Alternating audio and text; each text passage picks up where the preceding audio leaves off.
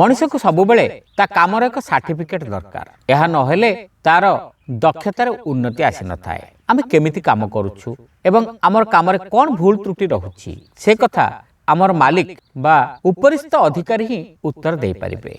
मात्र आमे जदि तांकु सीधा सड़क तांकरी मुह उपरे आमर दक्षता विषय प्रश्न करू हुए तो से आमर मन रखिबा पई भूल कथा कहि दे पारंती। तेणु निजको परखिबाकू हेले उपरिस्थ अधिकारी ठारू कामर सर्टिफिकेट हासिल करबा दरकार। तेबे यह केमिति हेबो एई प्रसंग रे सुंदर उदाहरणटी।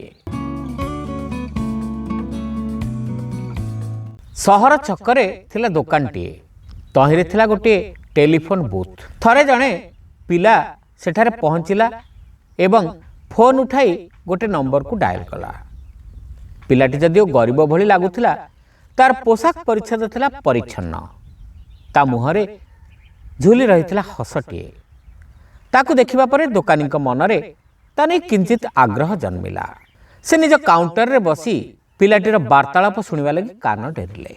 पिलाटी फोन रो उत्तर रे सेपटरू रिसीभर उठाइथिले जणे महिला।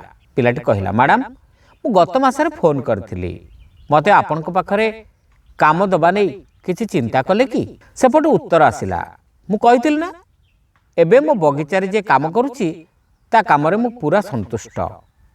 से काम छाड़ी देई गले सिना मु तुम कथा विचार करिबी।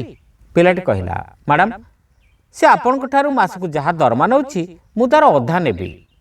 ता छड़ा मु अभ्यास करी लॉन रो घास काटिबारे विशेष दक्षता हासिल करिछि। आपनकर लॉन को एमिति सुंदर कर देबी जे सहर रे आपनकर लॉन हेबो सबुठारु सुंदर लॉन। सेपटू महिला कहिले, तमे अजथारे जिद करूछ, तुमे अधा पारिश्रमिक नेले भी मु तुमको कामटी दे पारु नहीं। एबे भी मो लॉन सहरर सबुठारु सुंदर लॉन भावरे पुरस्कृत होईची। पिलाटी तथापि दबिला नहीं।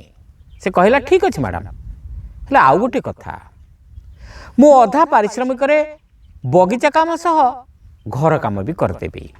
जेमति कि आपनकर घर चारिपट ओळै देबी, आपनकर पोटिको को सफा रखिबी। महिला कहले, ना ना मु तुमको एबे रखी पारिबी नाही। सेपटू फोन कटिगला। पिलाटी एथर काउंटर रे पैसा तुटाइबे को आसिला। ता मुहरे सेमती हस झुली रहिथिला। दोकानी कहले, तमे जण भल पिला भली लागुछ, जदि चाह मु तुमको गोटे काम दे पारिबी। पिलाटी कहला, ना ना ना, प्रकृति मु से भद्र महिला घरे ही काम करे। मु केमिति काम करूची तार गोटे सर्टिफिकेट नौथिली मात्र। श्रोता बंधु, कथाटी आपण मानकू केमिति लागिला कमेंट करी निश्चित जणाइबे। आपण माने चैनल नुआ होइतिले सब्सक्राइब करबा को भूलिबे नाही।